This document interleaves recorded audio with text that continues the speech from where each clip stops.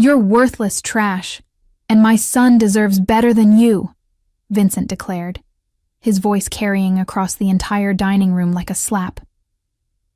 I sat frozen at the mahogany table, my fork halfway to my mouth, as 23 family members turned to stare at me in stunned silence.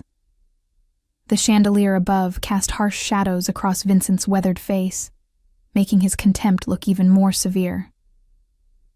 "You're absolutely right, sir," I replied quietly, setting down my fork with deliberate care. My voice didn't shake, though my heart was hammering against my ribs. I folded my napkin, placed it beside my untouched plate of roast beef, and stood gracefully. "Excuse me?" The silence stretched like a taut wire as I collected my purse from the side table. Vincent's wife, Patricia, looked mortified. My husband, Isaac's face had gone pale, and his sisters stared at their plates as if studying the china pattern. Even the youngest cousin had stopped chattering, sensing the toxic atmosphere that had suddenly poisoned what should have been a celebration of Vincent's 65th birthday. "Ruth, wait!" Isaac called out, but I was already walking toward the front door of the imposing Victorian house that Vincent had bought 15 years ago. The same house I had secretly helped finance through my investment company, though he had no idea that the anonymous investor who had backed his real estate ventures was sitting right at his dinner table. As I stepped into the cool October evening in Portland, Oregon, I pulled out my phone and scrolled through my contacts until I found my attorney's number. The irony wasn't lost on me. Vincent had spent the entire evening bragging about his latest development project, the $15 million mixed-use complex that would break ground next Monday. He had no clue that his worthless trash daughter-in-law was the primary investor funding his dreams. "Hello, Patricia," I said when my lawyer answered. "It's Ruth. I need you to draft withdrawal notices for the Morrison Development Project. All funding, all partnerships, everything. I want them sent first thing tomorrow morning." I paused, watching through the dining room window as Vincent gestured wildly, probably explaining to everyone why I had deserved his public humiliation. "Are you sure about this, Ruth? That's a substantial investment to pull out," Patricia warned. I smiled grimly as I climbed into my Tesla. I've never been more certain of anything in my life. Vincent Morrison just called me worthless trash in front of his entire family. Time to show him exactly what this trash is worth. The satisfaction that coursed through me felt dangerous and intoxicating. Tomorrow would be very interesting indeed. My name is Ruth Peterson, and I'm 32 years old. 3 years ago, I married Isaac Morrison, thinking I was joining a loving family. Instead, I discovered that Vincent Morrison, my father-in-law and the head of Morrison Development, was one of the most arrogant men I'd ever encountered. He owned several commercial properties throughout Portland and considered himself a real estate mogul, though his recent projects had been struggling until an anonymous investor had started backing him 18 months ago. What Vincent didn't know was that his anonymous savior was Crystalia Holdings, the investment firm I had built from the ground up after graduating from business school. I specialized in strategic commercial real estate investments, and my company managed over $50 million in assets. When Isaac and I started dating, I kept my business life completely separate from our relationship.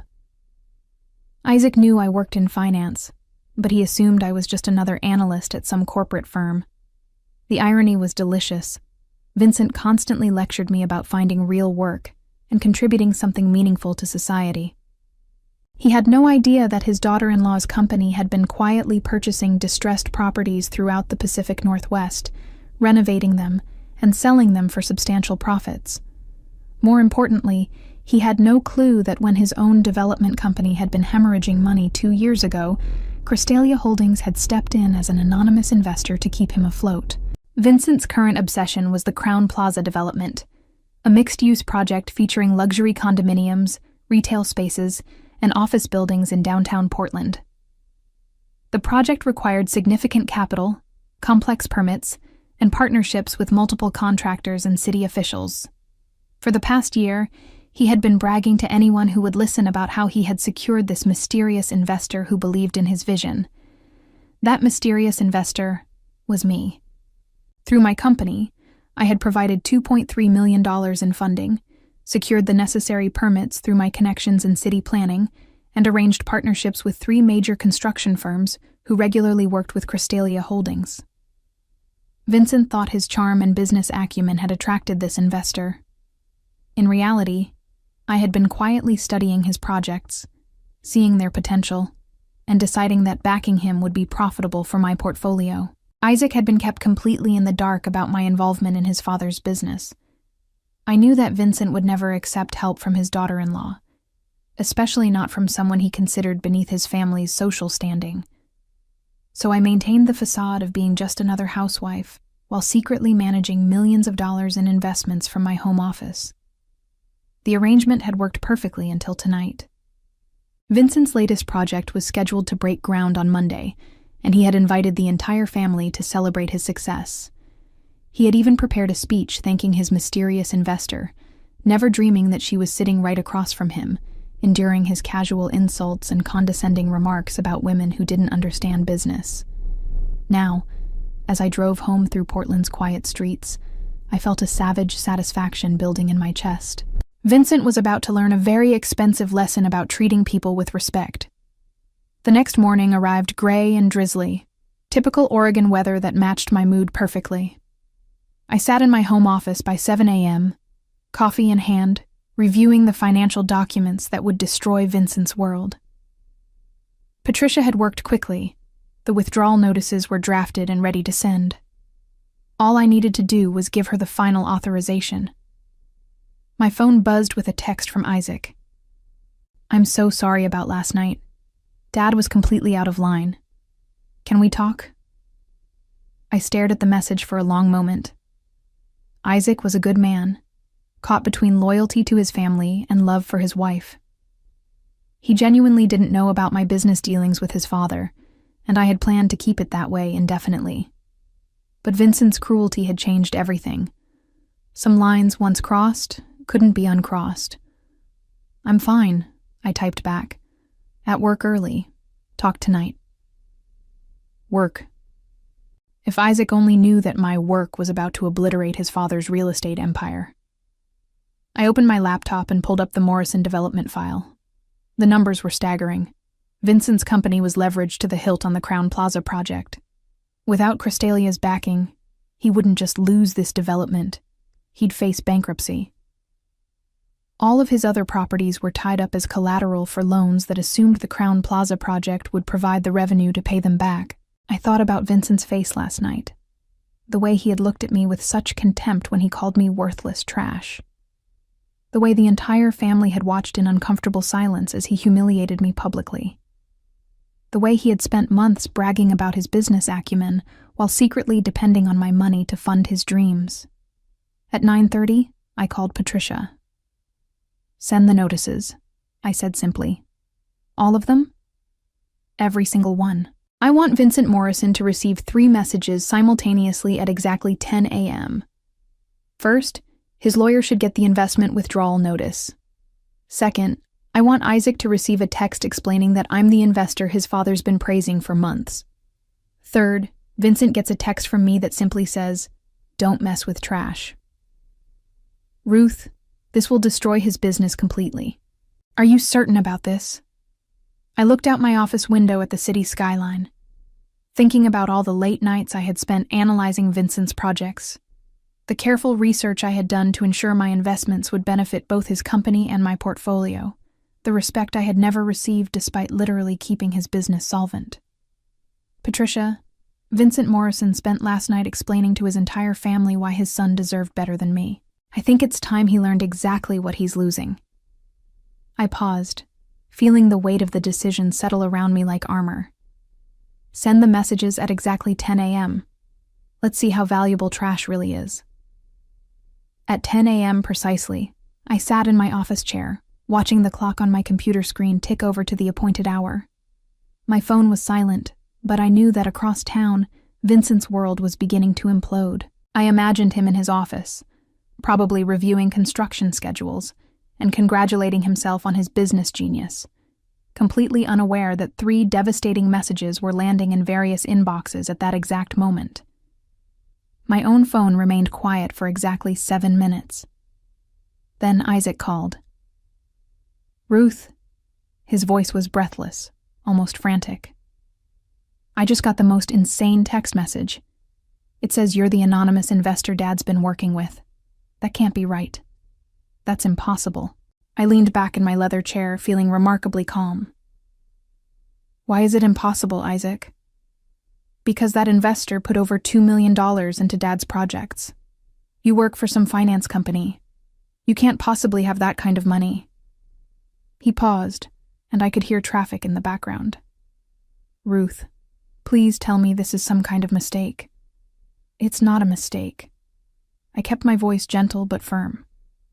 "Isaac, I own Crystalia Holdings. I've been running my own investment company for 5 years. Your father's development projects have been part of my portfolio for the past 18 months. The silence stretched so long I thought the call had dropped. Finally, Isaac whispered, "You've been supporting Dad's business this whole time?" "Financially, yes. I saw the potential in his projects and decided they were good investments.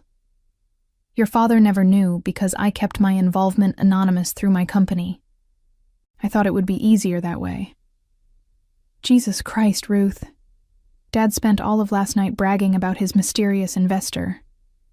He kept saying this person had vision and understood quality development. Isaac's voice cracked slightly. "He was talking about you. The whole time he was praising you without knowing it." I stood up and walked to my window, looking out at the Portland skyline. That's the irony, isn't it? Vincent spent months telling everyone how brilliant and visionary his investor was, while simultaneously treating his investor's wife like garbage at family dinners. "Ruth, what did you do? That text mentioned withdrawal notices." My phone buzzed with another call. Vincent's name appeared on the screen. "Isaac, your father is calling me. I think he's just figured out what happened." "Don't answer it. Please, let's talk about this first." But I was already declining Vincent's call and opening my laptop to check my email. Sure enough, there was a frantic message from Vincent's lawyer, followed by 2 more from Vincent himself, each more desperate than the last. "Isaac, your father is about to learn a very expensive lesson about respect. The Crown Plaza project is dead. Without my funding, he can't make his loan payments. His other properties are going to be foreclosed on within 60 days. I paused, letting the weight of it sink in. The trash he humiliated last night was the only thing keeping his business empire from collapsing. "Ruth, he's my father. Can't I what? Continue to financially support a man who called me worthless trash in front of your entire family? Continue to let him take credit for success that was built on my money while he treats me like I'm beneath his notice?" My voice grew harder. "Isaac, I love you, but I will not be insulted and degraded by someone who is literally living off my investments." My phone buzzed again. This time it was a text from Vincent. "We need to talk immediately. There's been a misunderstanding." I showed Isaac the message during our video call. "There's no misunderstanding, Isaac. Your father showed me exactly what he thinks of me. Now I'm showing him exactly what I think of him." 20 minutes later, my office door burst open without a knock. Vincent stood there, his face flushed, and his normally perfect silver hair disheveled. Behind him, looking mortified, stood Isaac. "I tried to stop him," Isaac said weakly. Vincent stormed to my desk, his eyes wild with panic and rage. "This is impossible. You can't be Crystalia Holdings. That's a major investment firm." I gestured to the chair across from my desk. "Please sit down, Vincent. Or would you prefer I call you Mr. Morrison, since we're apparently conducting business now?" He remained standing, his hands gripping the back of the chair until his knuckles turned white. "Ruth, there has to be some explanation. You're a housewife. You don't have millions of dollars." I opened my laptop and turned it toward him, showing the Crystalia Holdings website with my photo and biography prominently displayed. "Vincent, meet Ruth Peterson, Chief Executive Officer and founder of Crystalia Holdings. I've been managing investment portfolios worth over $50 million since I graduated from Wharton Business School with my MBA in corporate finance." His face went through several different shades of pale as he stared at the screen. This can't be real. Oh, it's very real. Would you like to see the investment records? I can show you exactly where your company would be without my funding. I clicked through several screens, showing him spreadsheets and financial projections. Your company was losing money on every project until Crystalia stepped in. We provided the capital, the permits, the contractor relationships, and the city planning connections that made your recent success possible. Vincent collapsed into the chair, his arrogance finally cracking. But you never said anything. At family dinners, you just sat there. I sat there and listened to you lecture me about finding real work. I sat there while you told me I needed to contribute something meaningful to society. I sat there while you bragged about your business acumen and your mysterious investor who had such great vision. I leaned forward. Vincent, I was sitting there funding your entire lifestyle while you told me I was worthless. Isaac, who had been standing by the door in stunned silence, finally spoke up. Dad, Ruth has been supporting your business for over a year. Every success you've had lately, every project you've bragged about, it was all possible because of her money. Vincent looked between us, his face a mask of confusion and growing horror. The Crown Plaza project. Dead, I said simply. I withdrew all funding this morning. Your contractors received cancellation notices an hour ago. The city planning office has been informed that Crystalia Holdings is no longer backing the project, which means your expedited permits are void. Ruth, please. You can't do this. I have contracts, commitments. The groundbreaking is Monday. I stood up and walked around my desk to face him directly. Vincent, last night you called me worthless trash in front of your entire family. You declared that your son deserved better than me. You humiliated me publicly and expected me to just accept it. I paused, watching his face crumple as the full implications hit him. Well, your son does deserve better than a father who doesn't recognize that his daughter-in-law has been keeping his business afloat while he treats her like garbage. Vincent's phone started ringing incessantly. That's probably your other contractors, I said helpfully. Word travels fast in the construction industry when a major project gets canceled. You should answer that. They're going to want to know about their payments. Over the next 3 hours, Vincent's office became ground zero for a financial disaster that spread like wildfire through Portland's commercial development scene.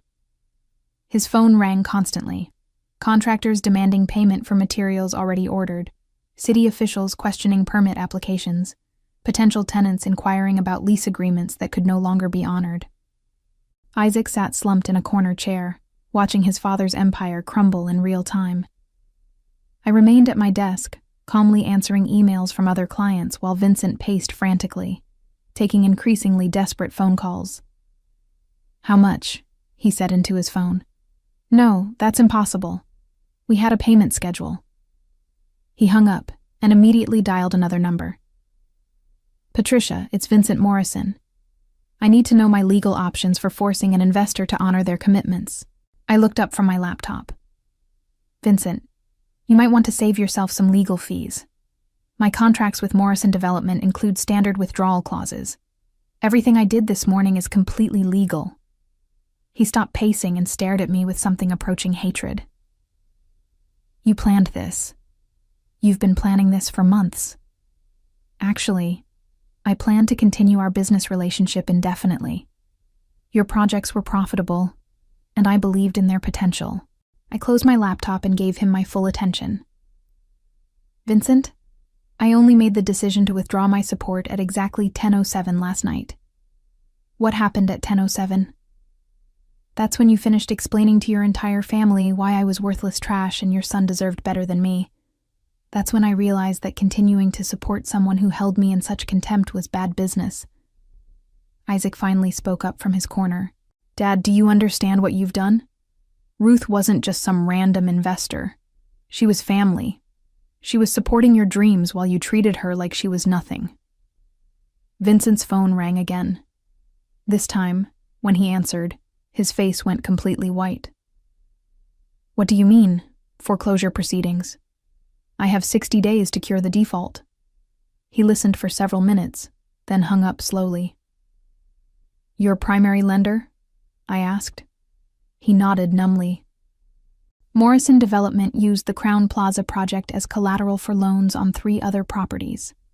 Without that project, the bank is calling in all the loans immediately. I felt a flicker of something that might have been sympathy, but it died quickly when I remembered the look of disgust on his face as he called me trash. "Vincent, your company's financial structure was built on the assumption that my investment would continue long-term. When you remove the foundation, the entire building collapses." "Ruth, please. I'll apologize to the family. I'll make it right." "You'll apologize because your business is failing, not because you actually respect me. That's not the same thing." I stood up and gathered my things. "Vincent, you spent months telling people that your anonymous investor was brilliant, visionary, and understood quality development. You praised this person's business instincts and financial acumen. You never once considered that the woman you were dismissing as worthless trash at family dinners might be that same person." I walked to the door, then turned back. "By the way, you should know that withdrawing from the Morrison Development projects frees up significant capital for other investments. I'm meeting with 3 new development companies next week. Portland's commercial real estate market is booming, and there are plenty of developers who understand the value of treating their investors with respect."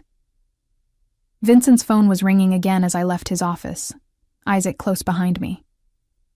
2 weeks later, I sat in my favorite coffee shop downtown, reading the Portland Business Journal's front-page article about Morrison Development's spectacular collapse. The headline read, "Local developer files for bankruptcy after mystery investor withdraws support."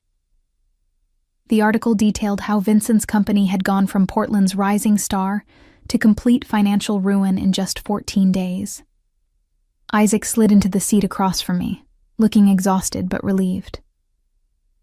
"The bankruptcy filing is official. Dad lost everything. The office building, the rental properties, even the house." "How is he handling it?" "Badly. He keeps insisting this is all some kind of misunderstanding, that you'll come back once you've made your point." Isaac shook his head. "He still doesn't really understand what happened. Yesterday he asked me if I could convince you to have coffee with him, so he could explain why the family needs you to reconsider." I nearly choked on my latte. He wants to explain why the family needs me? After calling me worthless trash? "Ruth, I think in his mind, you were never really the investor. You were just Isaac's wife who happened to own the company that was investing. He can't wrap his head around the fact that you personally made all those business decisions."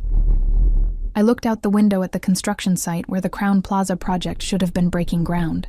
Instead, it was just an empty lot with a development postponed sign.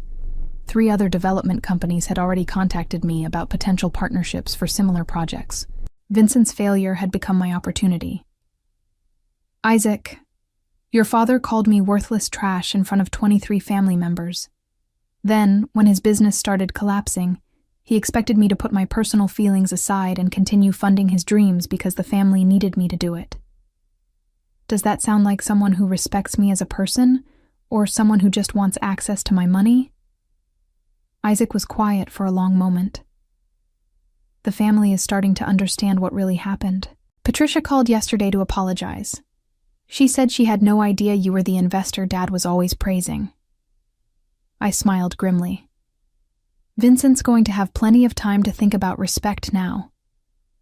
The social fallout for Vincent proved even more devastating than the financial collapse. Word spread quickly through Portland's business community that Vincent Morrison had publicly insulted and humiliated his primary investor without knowing her identity.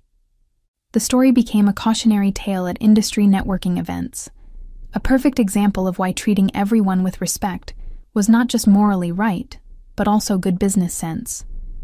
Several potential partners who had been considering future deals with Vincent quietly withdrew their interest. Nobody wanted to work with someone who had demonstrated such spectacular judgment failures. The fact that he had called his own daughter-in-law worthless trash while she was secretly funding his entire operation made him appear both cruel and incompetent. Vincent's attempts to rebuild were hampered by his reputation. Every meeting began with uncomfortable questions about the Crystalia holding situation. Potential investors wanted to know how he had failed to recognize his primary financial backer, and whether he could be trusted to maintain professional relationships going forward. 6 months after that disastrous family dinner, Isaac and I attended his cousin's wedding, one of the few family events where Vincent wasn't present. Patricia Morrison approached me during the reception, looking genuinely remorseful. "Ruth, I wanted you to know how sorry I am about that night. Vincent was completely wrong, and the family knows it now. We also know that you were incredibly generous to support his business for so long." I accepted her apology graciously, but the damage to family relationships was permanent. Vincent had revealed his true character that night, and his subsequent attempts to win me back were motivated by financial desperation rather than genuine respect. The trash he had dismissed so cruelly had proven to be worth more than his entire business empire. That lesson would follow him for the rest of his career. Vincent Morrison's life never recovered from the cascade of failures that followed his decision to publicly humiliate me.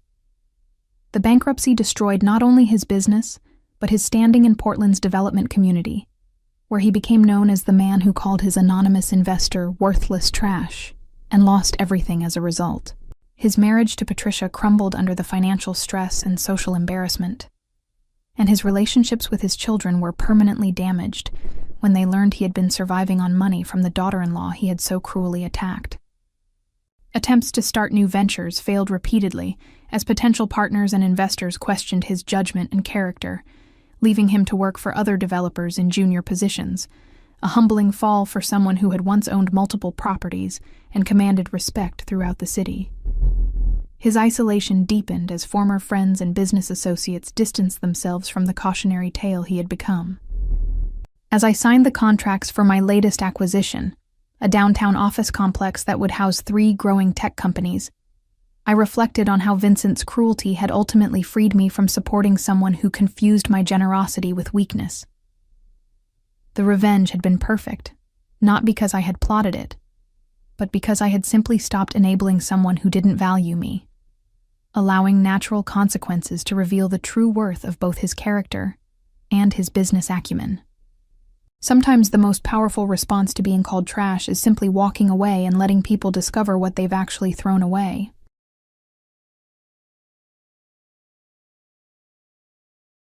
"Don't you dare sit at my table acting like you contribute anything to this house," my dad shouted, his voice cutting through the Christmas dinner conversation like a knife. The room fell silent as his words echoed off the dining room walls. My cousin Beverly and her husband Jacob froze mid-bite, their forks suspended in the air. The smell of roasted turkey and cranberry sauce suddenly felt overwhelming, and all I could feel was the crushing weight of his judgment pressing down on me. My name is Lucy Thompson. I'm 32 years old, and I had been living in my childhood home in Norfolk, Virginia, for the past 14 months. What started as a temporary arrangement to help my father Kenneth after my mother passed away had become something I never expected. I thought I was being a good daughter, stepping in during his time of need while I rebuilt my financial consulting career. But sitting there on Christmas Day, listening to him call me names in front of our family, I realized how wrong I had been about everything. Since moving back home in October of last year, I had been quietly managing the household finances while Kenneth believed he was supporting a deadbeat daughter. Every month, I transferred $3,400 from my consulting business to cover his mortgage, utilities, insurance, and other expenses. Kenneth's retirement income barely covered groceries and his medication, but his pride prevented him from admitting the financial strain. Instead, he convinced himself and anyone who would listen that I was the one taking advantage of his generosity. "You sit around this house all day pretending to work on that computer," Kenneth continued, his face red with anger. "Real people have real jobs, not whatever fantasy you call employment." Beverly shifted uncomfortably in her seat, clearly embarrassed by the outburst. Jacob cleared his throat and tried to change the subject, but Kenneth wasn't finished. "I've been supporting this parasite for over a year, and what do I get? Attitude and disrespect." The word parasite hung in the air like poison. I felt my cheeks burn with humiliation, not just from his words, but from the realization that this was how he truly saw me. All those months of quietly ensuring his bills were paid, his house stayed warm, and his life remained comfortable meant nothing to him. He had waited until after all the December bills were safely covered, until after I had made sure his Christmas would be worry-free, before delivering this devastating blow. The timing wasn't coincidental. It was calculated cruelty that revealed exactly what he thought of my sacrifices. As I sat there absorbing his verbal assault, something shifted inside me. The hurt and embarrassment began transforming into something else entirely. I wasn't just dealing with an ungrateful father anymore. I was facing someone who had systematically undermined and humiliated me while depending on my financial support. This Christmas dinner was about to become the last meal I would ever subsidize for someone who confused my generosity with weakness. The path that led me to that Christmas table had begun with the best of intentions. When my mother Patricia died suddenly from a heart attack in September of last year, Kenneth was devastated. At 68 years old, he had never managed the household finances. My mother had handled all the bills, insurance, and financial planning. I found him 2 weeks after the funeral sitting at the kitchen table surrounded by unopened mail, completely overwhelmed and too proud to ask for help. "I can figure this out," he had insisted when I offered assistance. "I don't need anyone taking over my business." But as I sorted through the stack of overdue notices and threatening letters from creditors, it became clear that Kenneth's monthly retirement check of $1,800 wouldn't cover the $2,800 mortgage payment, let alone utilities, insurance, and other expenses. My mother's part-time income had been essential to their survival, and without it, Kenneth was headed for financial disaster.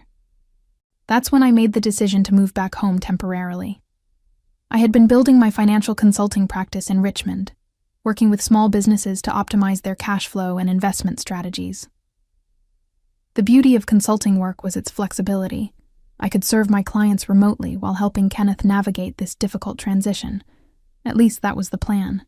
"You can stay in your old room until you get back on your feet," Kenneth had said, making it clear he saw this as charity rather than assistance. I didn't correct him. Instead, I quietly took over all the utility accounts, putting them in my name for better credit terms and payment flexibility. I arranged automatic transfers for the mortgage, insurance, and other bills, ensuring everything would be covered without Kenneth having to worry about the details. The arrangement should have been temporary, but as months passed, I realized Kenneth had no interest in understanding his financial situation. He preferred the illusion that his retirement income was sufficient, even as I covered the shortfall month after month. My consulting business thrived during this period. Working from home allowed me to take on more clients and increase my income significantly. By Christmas, I was earning nearly $6,000 monthly, more than enough to support both households. But Kenneth saw only what he wanted to see. His daughter lounging around his house, working irregular hours on a computer, contributing nothing while he provided shelter and food. He complained constantly about my schedule, questioning why I wasn't in an office like normal people, and suggesting I needed to find real work instead of whatever I was doing online. His friends heard these complaints during their coffee shop gatherings, reinforcing his belief that he was being taken advantage of by an ungrateful child. The warning signs had been building for weeks before Christmas. Kenneth's comments became sharper, his criticism more pointed. He made jokes about having a professional houseguest and asked pointed questions about when I planned to find my own place. I attributed his behavior to holiday stress and grief, never imagining he would orchestrate such a public humiliation right after ensuring his December bills were safely covered. Now, sitting at this Christmas table listening to him call me a parasite, I understood that Kenneth's resentment wasn't about money or space. It was about control and pride. He needed to believe he was the provider, the strong father figure, even if that meant vilifying the daughter who was actually keeping him afloat. "I want you out of my house tonight," Kenneth declared, his voice rising with each word. "I'm tired of supporting someone who shows no appreciation for what I've done." The finality in his tone cut through the last remnants of Christmas cheer hanging over the dinner table. Beverly's eyes widened in shock, and Jacob reached for his wife's hand, clearly uncomfortable with the escalating confrontation. "Kenneth, maybe this isn't the time," Jacob started, but my father cut him off with a sharp wave of his hand. "This is exactly the time," Kenneth snapped. "I've been patient for over a year, and I'm done. She can find somewhere else to freeload." He turned back to me, his eyes cold and determined. "Pack your things tonight. I won't spend another day supporting someone who contributes nothing to this household." I sat there for a moment, processing the full scope of his demands. Kenneth wasn't just asking me to leave eventually. He wanted me gone immediately, on Christmas Day, after making sure I had covered all his December expenses first. The calculated nature of his timing became crystal clear. He had waited until his mortgage payment was secure, his utilities were current, and his holiday celebration was fully funded before delivering this ultimatum. "You're absolutely right," I said quietly, standing up from the table. My calmness seemed to surprise everyone, including Kenneth, who had probably expected tears or arguments. "I shouldn't stay where I'm not wanted or appreciated." Beverly looked between us, clearly sensing something was wrong, but unable to identify what. "Lucy, maybe you two should talk about this privately." "No need," I interrupted gently. "My father has made his position very clear. I'll have my things packed within the hour." I looked directly at Kenneth, whose expression had shifted from anger to something that might have been confusion. "I hope you enjoy the independence you've been craving." As I walked toward the stairs, Kenneth called after me. "And don't think you can come crawling back when reality hits. I'm done enabling your lazy lifestyle." His words followed me up the steps, each one cementing my resolve about what needed to happen next. In my old bedroom, I quickly gathered my belongings, mostly just clothes and my laptop. 14 months of living here, and I had accumulated remarkably little. Everything important was already digital or portable. As I packed, I could hear Kenneth downstairs, probably justifying his actions to Beverly and Jacob, painting himself as the long-suffering father finally taking a stand against his ungrateful daughter. What Kenneth didn't realize was that his Christmas gift to me, this moment of brutal clarity about exactly what he thought of my sacrifices, was about to become the most expensive present he'd ever given anyone. By demanding his independence so emphatically, he was about to get exactly what he asked for, including the financial reality that came with it. I zipped up my suitcase and took one last look around the room where I'd spent my teenage years. Tomorrow morning, Kenneth would discover what true independence actually cost, and I would finally understand the difference between being generous and being taken for granted. I drove to the Hampton Inn near Norfolk International Airport and checked into a room for the night. As I sat on the hotel bed with my laptop open, the full weight of what had just happened began to settle in. Kenneth had thrown me out on Christmas Day, calling me a parasite in front of our family, completely unaware that I had been his financial lifeline for over a year. The irony was almost laughable, except nothing about this situation felt funny. My phone buzzed with a text from Beverly. "Are you okay? That was really harsh. Do you want to talk?"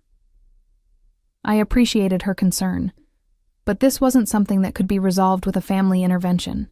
Kenneth had revealed his true feelings about my presence in his life, and now it was time for him to experience the reality of those feelings.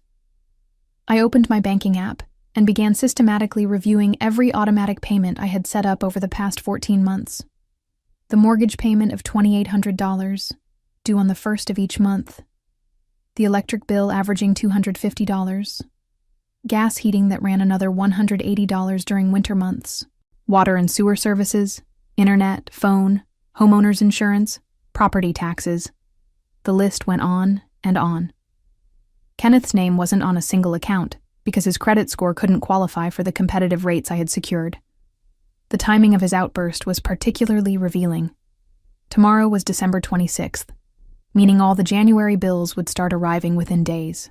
The mortgage payment would be due January 1st, followed quickly by all the utility bills that would reflect December's heavy holiday usage. Kenneth had no idea what was coming because he had never bothered to learn the details of his own household expenses.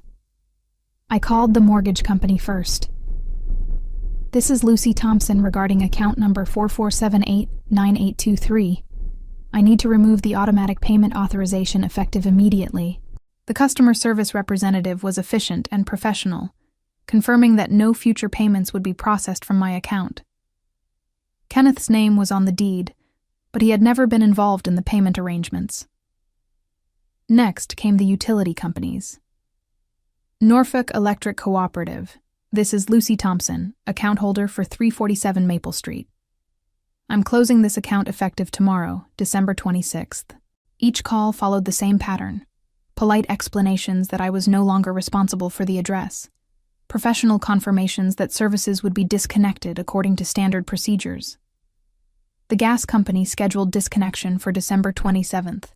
The water department would shut off service December 28th. Internet and cable would be discontinued December 29th. I had structured the disconnection strategically, ensuring Kenneth would feel the impact gradually rather than all at once. He had called me a parasite who contributed nothing. Now he could discover exactly what nothing looked like. My phone rang while I was canceling the homeowner's insurance. Beverly's name appeared on the screen, but I let it go to voicemail. I wasn't ready to explain myself to family members who had witnessed Kenneth's cruelty, but would inevitably pressure me to be the bigger person and fix this situation. Kenneth was 68 years old, not a child who needed protection from the consequences of his actions. The final call was to my business insurance provider, canceling the additional coverage I had purchased to protect my equipment while working from Kenneth's house. As I hung up, I felt a strange sense of completion. In less than 2 hours, I had dismantled the entire financial structure that had kept Kenneth's life comfortable and stable for over a year. I ordered room service and opened my laptop to review my consulting client schedules for the coming week. Life would continue, and probably improve significantly now that I wasn't subsidizing someone who saw my generosity as evidence of personal failure. Kenneth wanted independence, and tomorrow morning he would begin learning what that word really meant when it came with a $2,800 mortgage payment and winter heating bills he couldn't afford. As I settled in for the night, I wondered how long it would take him to realize that his parasite had actually been the only thing standing between him and financial catastrophe. I woke up early on December 26th and drove to a coffee shop in downtown Norfolk to work on client reports. The familiar routine of analyzing financial data and developing strategic recommendations felt grounding after yesterday's emotional upheaval. My phone had several missed calls from Kenneth, but I ignored them. If he wanted to discuss anything, he could do so after experiencing a few days of the independence he had demanded so forcefully. Around 10 in the morning, Beverly called. "Lucy, your dad is panicking. The power went out at his house this morning and he can't reach the electric company. Do you know anything about this?" Her voice carried a mix of concern and suspicion, as if she suspected I might be connected to Kenneth's sudden utility problems. "The electric company disconnects service for non-payment," I replied calmly, continuing to type on my laptop. Maybe he should check his account status. I wasn't lying. Kenneth's name had never been on the electric account, so when I closed it yesterday, the company followed standard procedure for vacant properties. "But the power was fine yesterday during dinner," Beverly protested. "This doesn't make sense. He's been living there for 30 years. "Have you suggested he call the utility company directly?" I asked. "They'll be able to explain their policies better than I can."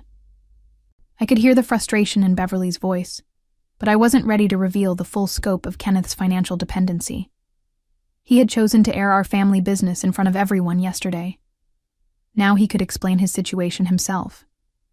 By noon, my phone was buzzing constantly with calls from Kenneth. When I finally answered around 1 o'clock, his voice was frantic and angry. "What did you do? The electric company says the account was closed yesterday, and they won't restore service without a deposit I can't afford.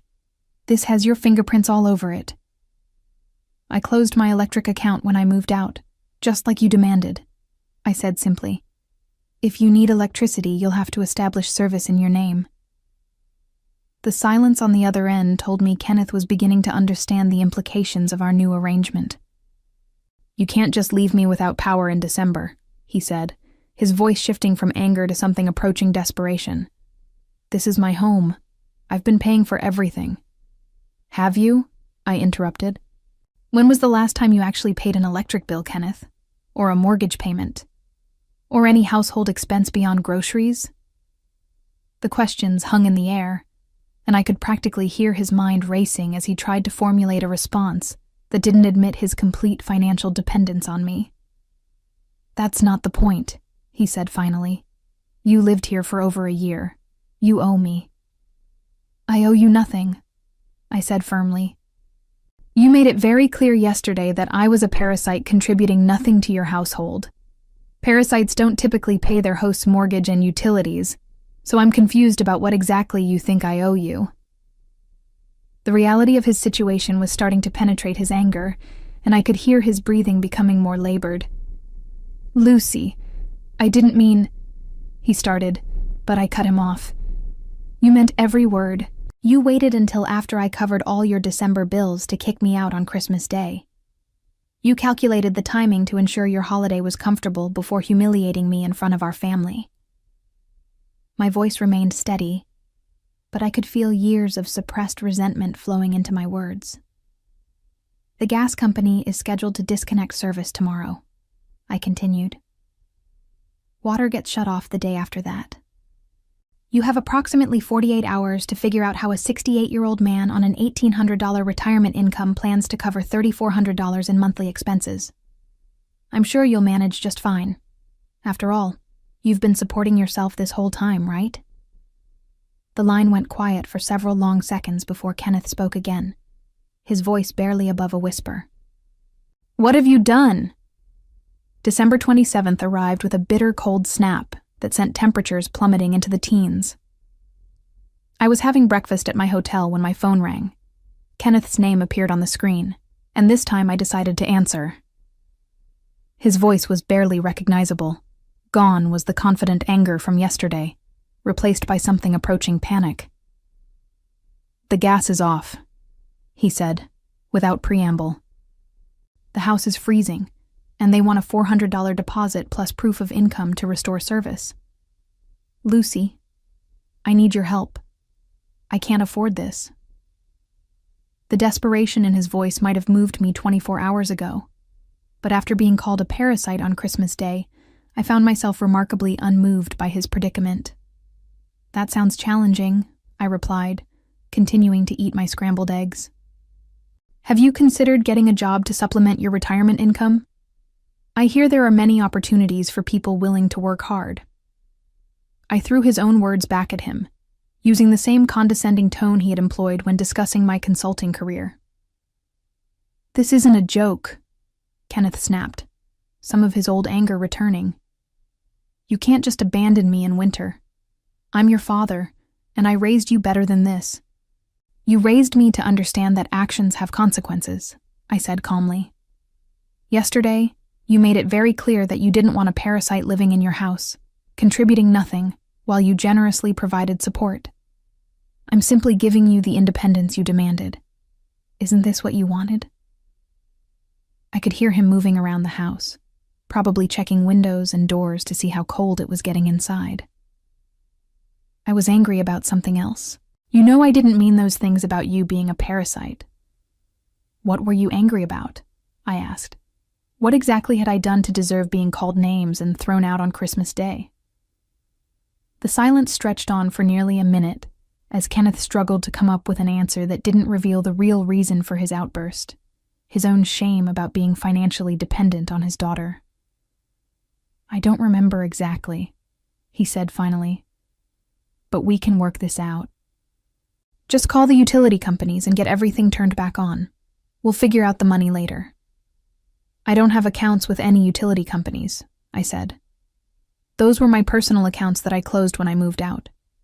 If you want utility service, you'll need to establish it yourself, in your name, with deposits and proof that you can afford the monthly payments." The reality was starting to sink in, and I could hear his breathing becoming more agitated. How am I supposed to prove I can afford payments when my income is only $1,800 a month? The question slipped out before he could stop himself, and we both knew he had just admitted what we both already knew. His retirement income couldn't support his lifestyle. That's an interesting problem, I said. How have you been managing to cover $3,400 in monthly expenses on $1,800 of income? That math doesn't seem to work out. The silence that followed was deafening. Kenneth was finally being forced to confront the reality he had been avoiding for over a year. His daughter hadn't been freeloading in his house.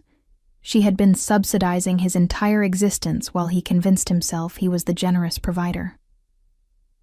The mortgage payment is due January 1st, he said quietly. If I don't pay it, you'll face the same foreclosure process that anyone else would face, I finished. Welcome to the independence you've been craving, Kenneth. I hope it's everything you imagined it would be. I hung up the phone and returned to my breakfast, feeling no satisfaction in his panic, but also no guilt about my decision. Kenneth had chosen to treat me like a burden, while secretly depending on my financial support. Now he could discover what his life actually cost without someone he considered a parasite covering the bills. By December 28th, Kenneth was calling every hour. I had stopped answering, but his voicemails painted a clear picture of his rapidly deteriorating situation. The water's off now, he said in message number 7. I can't flush the toilet or take a shower. This is inhumane, Lucy. You can't treat your own father this way. Message number 12 was more desperate. I called the mortgage company. They say I'm already 30 days behind because no payment was made in December. How is that possible? You said you were taking care of things. The confusion in his voice was almost comical. Kenneth still hadn't grasped that I had been making the mortgage payments all along, not him. I was working from my hotel room when Beverly called, her voice tight with worry. Lucy, what's going on? Dad called asking to borrow money for utility deposits, but he won't explain why everything got shut off at once. He keeps saying it's some kind of mix-up, but 3 different companies don't make the same mistake simultaneously. Has he shown you his bank statements? I asked, or explained how he's been covering his monthly expenses on his retirement income. The silence on Beverly's end told me Kenneth hadn't shared the financial details with anyone in the family. He says he manages just fine, Beverly replied slowly. Are you telling me he doesn't? I'm telling you that his mortgage payment alone is $2,800 per month, I said. His retirement check is $1,800. You can do the math. I could hear Beverly's sharp intake of breath as the numbers sank in. Then how has he been? She started. Ask him, I interrupted. Ask Kenneth to show you exactly how he's been covering his mortgage, utilities, insurance, and other expenses for the past 14 months. Ask him to explain where that extra $2,000 per month has been coming from. When he's ready to tell the truth about who's been supporting whom, he can call me. On December 29th, Kenneth arrived at my hotel. I watched from my window as he climbed out of his old pickup truck, moving slowly in the frigid morning air. He looked older than his 68 years, worn down by 3 days of facing his financial reality without anyone to cushion the blow. When he knocked on my door, I let him in, curious to see how he would finally address the truth he had been avoiding. I need you to come home, he said without preamble, standing in my hotel doorway like a man delivering an ultimatum rather than asking for help. This has gone on long enough. We can talk through our differences, but you can't just abandon family when things get difficult. I didn't abandon anyone, I replied, gesturing for him to sit down. You threw me out, remember? On Christmas Day, in front of our family, after calling me a parasite who contributed nothing while you generously provided support. Those were your exact words, Kenneth. His face flushed red, but whether from cold or embarrassment I couldn't tell. I was having a bad day. The holidays are stressful and I said things I didn't mean. But we're family. We're supposed to forgive each other and work things out. Show me your bank statements, I said simply. What? Show me your checking account statements for the past year. Show me the mortgage payments you've been making, the utility bills you've been covering, the insurance premiums you've been paying. If you've truly been supporting me while I contributed nothing, the evidence should be right there in your financial records." Kenneth's mouth opened and closed several times, but no words came out. We both knew what those bank statements would show, or more accurately, what they wouldn't show. He had never made a single mortgage payment, never paid a utility bill, never covered any household expense beyond groceries and his personal needs. "I can't," he whispered finally, "because the truth is that your parasite has been keeping you housed, heated, and financially afloat for over a year," I said quietly. "And rather than acknowledging that reality, you chose to humiliate me at Christmas dinner to make yourself feel better about needing my help." Kenneth's shoulders sagged as the last of his defenses crumbled. "What do you want me to do? I can't afford to live in that house without your help. I'll lose everything." The admission hung between us like a confession he had been avoiding for months. "Then maybe you should have thought about that before you called the person saving your home a parasite," I replied. "Actions have consequences, Kenneth. You wanted independence from your burden of a daughter. Congratulations. You got exactly what you asked for." I watched as the full weight of his situation settled on his shoulders. His Christmas cruelty had cost him everything, and there was no taking back words that had revealed his true character.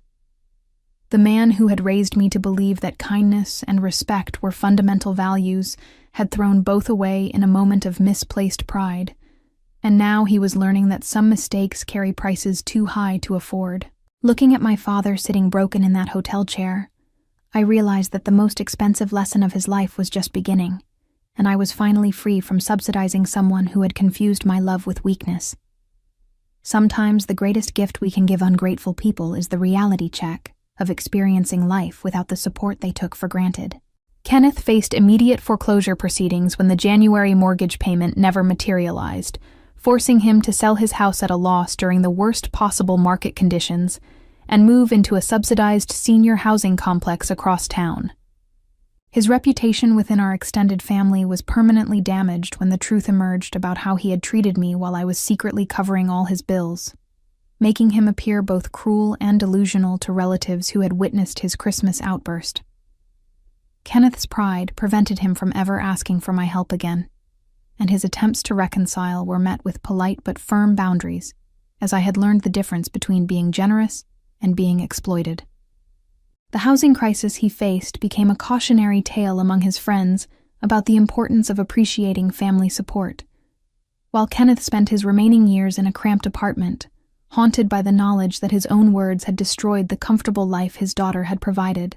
As I celebrated the new year in my new apartment in Richmond, surrounded by clients who valued my expertise and friends who appreciated my generosity, I reflected on how Kenneth's Christmas cruelty had ultimately freed me from enabling someone who saw kindness as weakness, proving that sometimes the most valuable gift we can give ourselves is the courage to let ungrateful people experience the true cost of their words.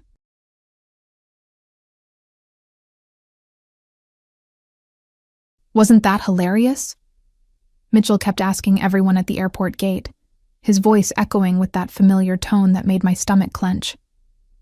I stood there watching him tell the story to complete strangers, gesturing wildly as he described his brilliant plan to abandon me in Rio de Janeiro. The laughter from his audience felt like needles in my skin, and I realized this wasn't just another one of his pranks. This was the moment everything would change. My name is Sandra Phillips. I'm 29 years old, and I've been married to Mitchell for 3 years. We live in Portland, Oregon, where I work as a graphic designer for North Peak Engineering. To most people, our marriage probably looks normal, maybe even enviable. Mitchell is charming, successful in his sales job at Valina Media, and always has a joke ready. But behind closed doors, his sense of humor has a cruel edge that I've learned to navigate like walking through a minefield. This trip to Brazil was supposed to be our second honeymoon, a chance to reconnect after months of tension. Mitchell had been particularly proud of booking everything himself, insisting on keeping the itinerary a surprise. "Trust me, babe," he'd said with that grin that used to make my heart skip, but now made me wary. "I've planned something you'll never forget." He was right about that. though not in the way either of us expected. The first few days in Rio had been magical. We'd visited Christ the Redeemer, walked along Copacabana Beach, and eaten at incredible restaurants overlooking the city. Mitchell had been attentive and sweet, the version of himself I'd fallen in love with.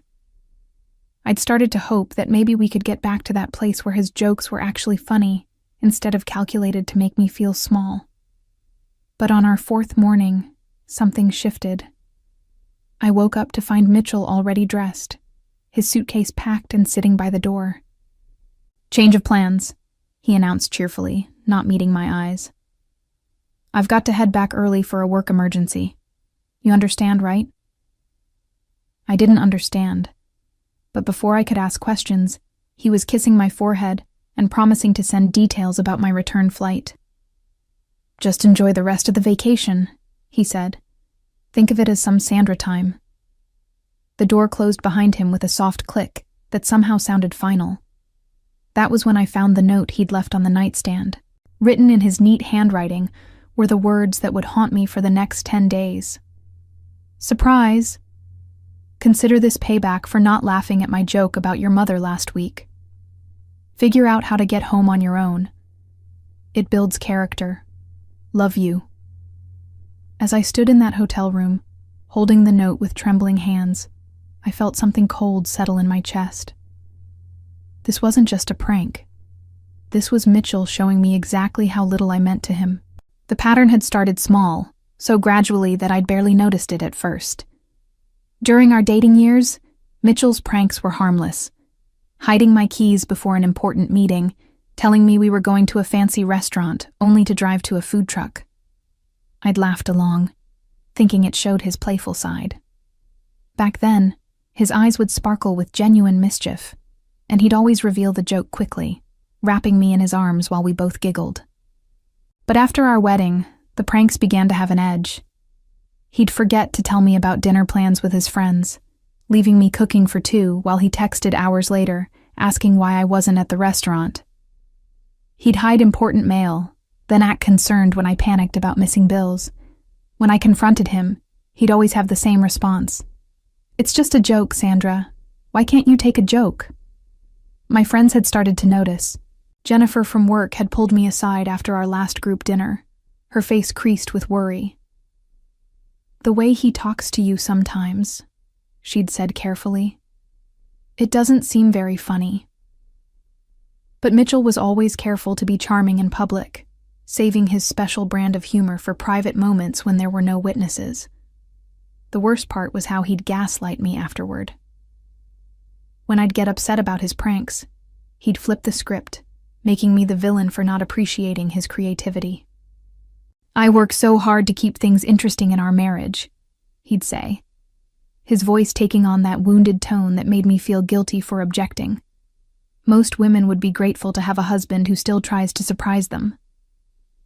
I'd started walking on eggshells, never sure when the next prank would come or how far he'd take it. Sleep became elusive as I'd lie awake wondering what I'd wake up to. Would my car keys be hidden? Would he have told people embarrassing stories about me and claim it was just sharing a funny anecdote? The constant vigilance was exhausting. Looking back, I could see how methodically he'd been conditioning me to accept his behavior. Each prank pushed the boundary a little further, and each time I stayed, I was tacitly agreeing that this was acceptable treatment. He'd trained me to doubt my own reactions, to question whether I was being too sensitive or lacking in humor.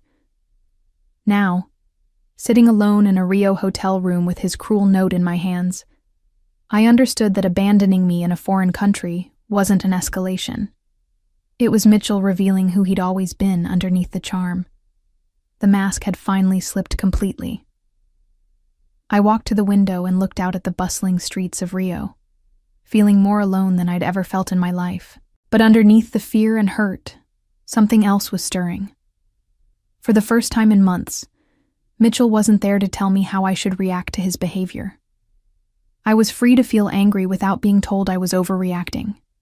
I was free to think clearly without his voice in my head, reshaping my reality to fit his narrative. The note crumpled in my fist as I made a decision that would change everything. The first day alone was terrifying.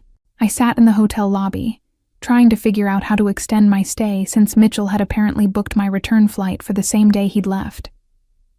My Portuguese was limited to obrigada and com licença, and every interaction felt like navigating a maze blindfolded.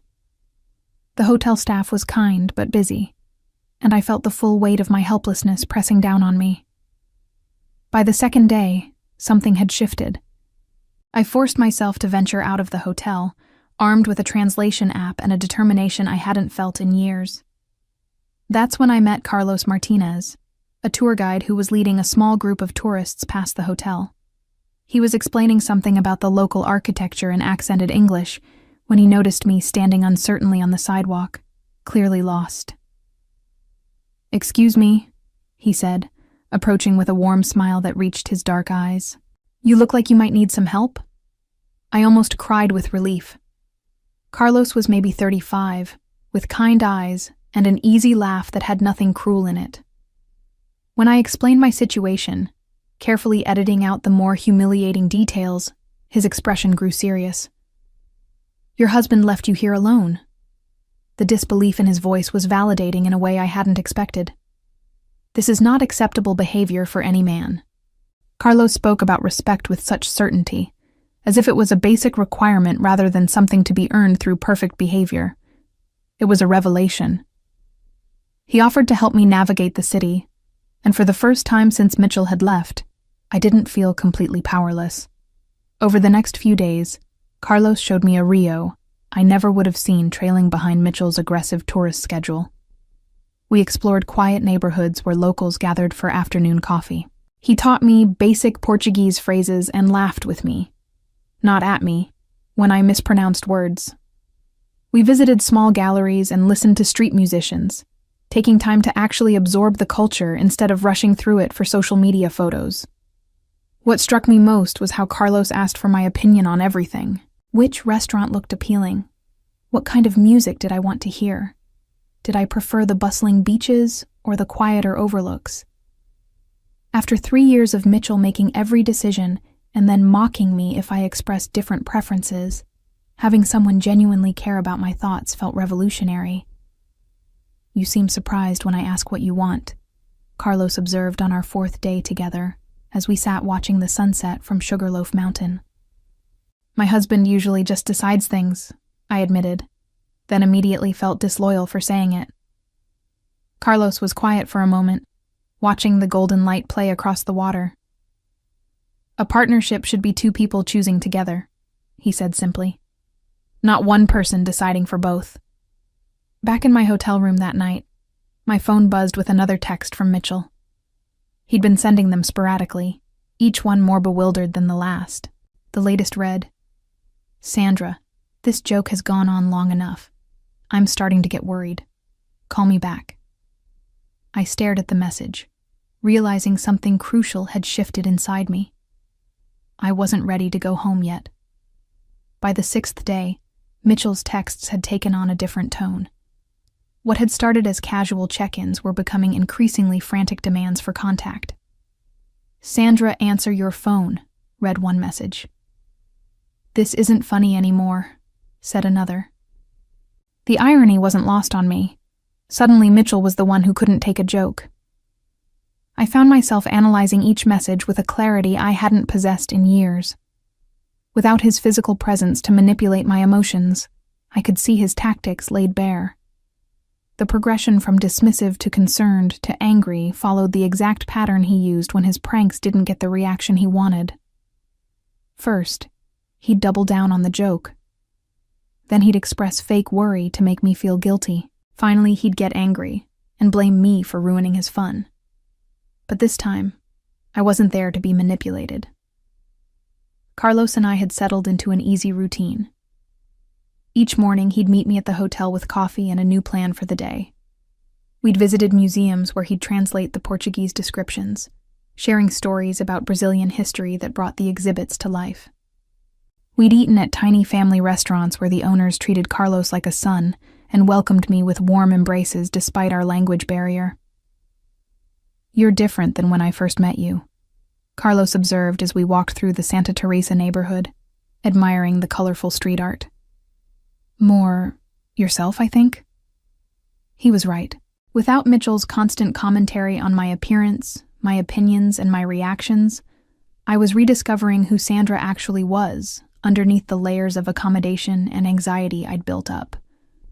I laughed louder, spoke up more, and stopped second-guessing every word before it left my mouth. The shift wasn't lost on the people around us either. Vendors in the markets would smile and joke with me in broken English, treating me like a person rather than a tourist to be endured. Children playing in the streets would wave, and their mothers would nod approvingly when they saw how gently Carlos treated me.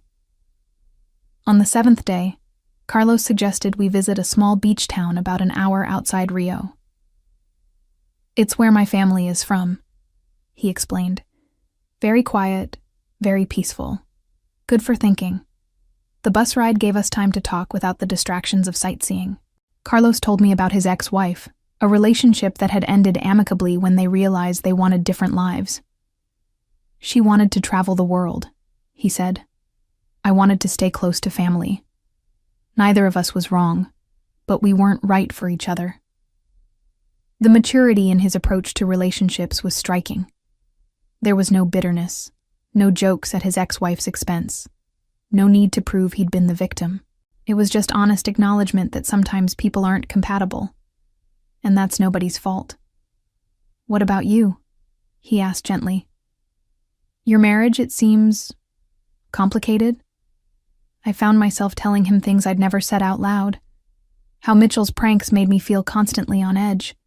How he'd convinced me that my reactions were the problem, not his behavior. How isolated I'd become because defending his actions to friends was exhausting, so I'd stopped sharing details about our relationship entirely. Carlos listened without judgment, occasionally asking clarifying questions but mostly just letting me talk. When I finished, he was quiet for a long moment. "This is not love," he said finally. "Love does not make you afraid. Love does not make you small." His words hit me like a physical blow, not because they were cruel, but because they were true. I couldn't remember the last time I'd felt safe with Mitchell, really safe. Even in his good moments, I was always waiting for the other shoe to drop, for the joke that would remind me how little control I had in my own life. That evening, as we watched the sunset from the small town's beach, my phone buzzed again. This time, it wasn't a text. It was a call from Mitchell. I stared at his name on the screen, feeling my old anxiety start to rise, then made a decision that surprised us both. I turned the phone off and put it in my bag. The 8th day brought a revelation that changed everything. Carlos had introduced me to his sister Elena, who ran a small art gallery in Santa Teresa. As we browsed her collection of local artists' work, she mentioned something that made my blood run cold. "Carlos told me about your situation," she said in careful English, her expression sympathetic. "My friend works at the airline. She says a man came to the counter that day you mentioned, asking to cancel a woman's return ticket. He seemed very pleased with himself." The room spun around me. Mitchell hadn't just abandoned me, he'd actively sabotaged my ability to leave. What I'd assumed was typical Mitchell disorganization was actually calculated cruelty. He'd wanted me stranded, wanted me to panic and beg for his help, so he could swoop in and play the hero, while reminding me how helpless I was without him. Carlos saw my face and immediately guided me to a chair. "What is it? What's wrong?" When I explained what Elena had revealed, his expression darkened in a way I'd never seen before. "He canceled your flight? On purpose?" "He wanted me to suffer," I said, the words tasting bitter in my mouth. "He wanted me to call him crying and desperate so he could feel powerful." But as the initial shock wore off, something else emerged. A fierce, burning anger that felt clean and pure. For 3 years, I'd made excuses for Mitchell's behavior, convinced myself that his pranks came from a place of playfulness rather than malice. Now I had proof of his true intentions, and it was liberating in the most unexpected way. "I'm not who he thinks I am," I said, surprising myself with the strength in my voice. He thinks I'm helpless without him. But look at me. I've been navigating a foreign country for over a week. I've made friends, learned new things, discovered parts of myself I'd forgotten existed. Carlos reached for my hand, his touch warm and steadying. You are much stronger than he knows. That night, I sat in my hotel room staring at my silent phone. Mitchell had left several voicemails, each one more frantic than the last. In the most recent one, his voice was tight with panic. Sandra, I'm starting to think something happened to you. This has gone way beyond a joke. Please just call me back and let me know you're alive. I'm considering calling the police. The manipulation was so transparent now that I almost laughed. He was trying to flip the script again, making himself the worried husband dealing with an unreasonable wife instead of the man who'd abandoned his spouse in a foreign country. The threat about calling the police was particularly rich. What exactly would he tell them? That his wife wasn't responding to his messages after he'd deliberately stranded her abroad as a prank? I thought about the woman I'd been just 8 days ago, how she would have called him back immediately, apologizing for making him worry and accepting his narrative that she was the problem.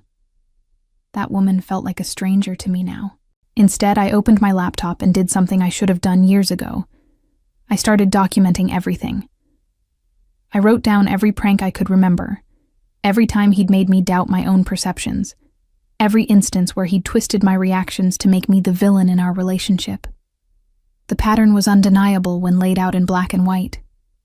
As I typed, I thought about Carlos and the way he looked at me, not like a project to be fixed or a target for his amusement, but like a whole person worthy of respect and kindness.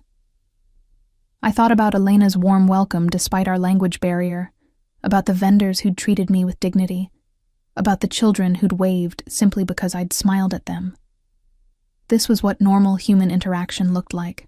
Mitchell's treatment of me wasn't love with a sense of humor. It was control dressed up as affection. My phone buzzed with another message, but I didn't look at it. I had a plan forming, and for the first time in years, it was entirely my own. The 9th day brought an unexpected gift, absolute clarity. I woke up feeling lighter than I had in years, as if some invisible weight had finally been lifted from my shoulders. Carlos had planned another day of exploration, but first I had something important to do. I called my friend Jennifer back in Portland, calculating the time difference carefully. When she answered, her voice was sharp with worry. Sandra! Oh my God, where have you been? Mitchell called everyone looking for you. He said you'd gone missing in Brazil and weren't answering your phone. We've all been terrified something happened to you. The fact that Mitchell had reached out to my friends, spinning his narrative of the worried husband dealing with a mysteriously absent wife, should have surprised me. But I was beginning to understand how deep his manipulation ran. By controlling the story, he was setting himself up to be the hero when I finally came crawling back. Jennifer, I said calmly, I need you to know the truth about what happened. I told her everything, about the note, about Mitchell deliberately canceling my return flight, about the pattern of cruel pranks that had been escalating for years. The silence on the other end of the line stretched so long I thought the call had dropped. That bastard, Jennifer finally whispered. Sandra, I had no idea it was this bad. We all thought, he seemed worried, but now that you're telling me this... He's been calling everyone to establish himself as the victim before I get home and tell my side, I said. He knows exactly what he did. Jennifer was quiet for another moment. What are you going to do? That was the question, wasn't it? I looked out my hotel window at the vibrant streets of Rio, thinking about Carlos waiting downstairs to show me another corner of his beautiful city. I thought about Mitchell back in Portland, probably planning his triumphant rescue story for when I finally broke down and called him. I'm going to let him sweat a little longer, I said. And then I'm going to remind him that actions have consequences. After hanging up with Jennifer, I felt a surge of energy I hadn't experienced in years. I wasn't a victim anymore. I was a woman taking control of her own story. Carlos was waiting in the lobby with his usual warm smile and 2 cups of coffee. "You look different today," he observed as we walked toward the metro station. "Happy." "I feel like myself again," I said, and meant it. We spent the day at Tehuca National Park, hiking through rainforest trails that felt worlds away from the chaos of the city. Carlos was an excellent guide, pointing out exotic birds and explaining the ecosystem in his patient, enthusiastic way. But more than that, he was excellent company, funny without being cruel, confident without being domineering, interested in my thoughts without making me feel like I was being tested. As we sat by a waterfall, sharing a picnic lunch Elena had packed for us, Carlos asked the question I'd been expecting. "What happens when you go home?" I'd been thinking about that constantly. The practical details were daunting. Finding a divorce lawyer, figuring out how to separate our finances, deciding whether to keep living in Portland or start fresh somewhere else. But underneath all that was a deeper question about what kind of life I wanted to build. "I don't know yet," I said honestly. "But I know I can't go back to pretending Mitchell's behavior is acceptable." Carlos nodded, his expression serious. "You deserve someone who treats you with respect. Always." That evening, as I sat in my hotel room preparing for what would be my final night in Rio, my phone buzzed with another call from Mitchell. This time, I answered it, but I didn't say hello. Instead, I let it ring through to voicemail and listened as his voice, tight with barely controlled panic, filled the silence. "Sandra, please. I'm sorry, okay? The prank went too far. Just call me back so we can figure out how to get you home. I'm worried sick about you." I saved the voicemail, then crafted the message that would change everything. On the 10th day, I sent the text that would shatter Mitchell's carefully constructed narrative. "Thanks, babe. Carlos showed me some spots you'd never reach." I attached a photo Carlos had taken of me the previous day at the waterfall, sun-kissed and genuinely happy, my arm around his shoulders as we both laughed at something he'd just said. We looked comfortable together, natural, like 2 people who genuinely enjoyed each other's company. My phone rang within 30 seconds. "What the hell does that mean?" Mitchell's voice was sharp with panic. All pretense of the worried husband dropped. "Who is Carlos? What spots?" "Oh, Carlos is a tour guide I met," I said, keeping my voice light and casual. "He's been showing me around Rio since you left. Amazing what you can see when someone actually cares about what you want to do." The silence on the other end was deafening. I could practically hear Mitchell's mind racing, trying to figure out how to regain control of the situation. "Sandra, this isn't funny anymore," he finally said, his voice taking on that familiar, commanding tone. "You need to come home immediately. We need to talk about this."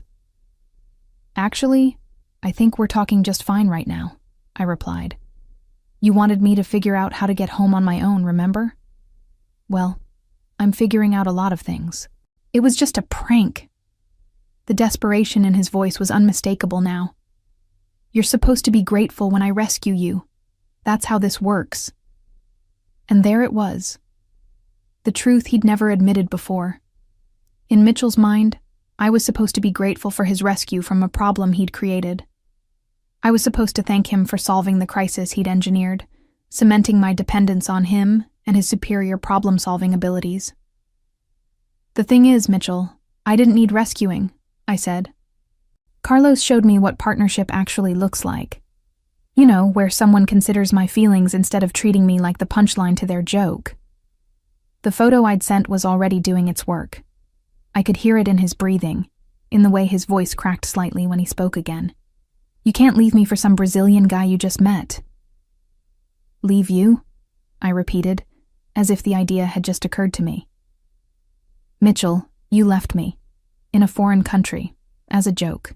You canceled my return flight and left me stranded because you thought it would be funny to watch me panic." "How did you—" He caught himself, but it was too late. "How did I know you canceled my flight?" I finished for him. "Because unlike you, Carlos has friends who actually care about people. They told me what really happened." The line went quiet, except for Mitchell's ragged breathing. I could picture him in our Portland apartment, probably pacing the living room, running his hands through his hair the way he did when his carefully laid plans started to unravel. "Sandra, please," he said. And for the first time in our entire relationship, Mitchell sounded genuinely vulnerable. "This has gone too far. I was just I wanted you to appreciate me more. By abandoning me," the anger I'd been holding back finally bubbled to the surface. "By making me feel helpless and alone? By hoping I'd call you crying and desperate so you could feel important? That's not... I didn't mean..." "Yes, you did," I cut him off. "You meant every bit of it. Just like you meant every cruel prank you've pulled over the past 3 years. You've been systematically trying to make me feel small and dependent. And you know what? It worked. Until now." I looked out my hotel window at the sunset painting Rio's skyline in shades of gold and pink. In a few hours, I would board my rescheduled flight home, but I wasn't the same woman who'd been abandoned here 10 days ago. "I'm filing for divorce when I get back," I said simply. "Carlos showed me what it feels like to be treated with respect, and I'm never going back to settling for less." "Sandra, wait." I hung up and turned off my phone. Mitchell could panic all he wanted. I was done being his audience. Mitchell's carefully constructed image crumbled when the truth about his hilarious prank spread through their social circle. Friends who had initially sympathized with his story of a missing wife were horrified to learn he had deliberately abandoned Sandra in Brazil and canceled her return flight as a cruel joke.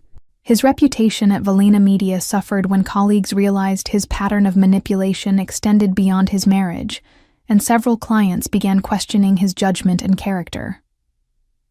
The divorce proceedings became a public embarrassment, as Sandra's documentation of his psychological abuse painted a clear picture of a man who confused cruelty with humor, while his frantic attempts to win her back only highlighted his desperation and loss of control. His family, who had always enabled his behavior by laughing at his pranks, finally saw him for what he truly was, when Sandra calmly presented evidence of years of calculated emotional manipulation, disguised as playful jokes. As I settled into my new apartment in Portland 6 months later, I smiled at the postcard Carlos had sent from Rio, a picture of Sugarloaf Mountain with a simple message: "Thinking of you and hoping you're building the life you deserve." I was doing exactly that, surrounding myself with people who understood that love should lift you up rather than tear you down, and I had never been more grateful for a prank that backfired so spectacularly it set me free.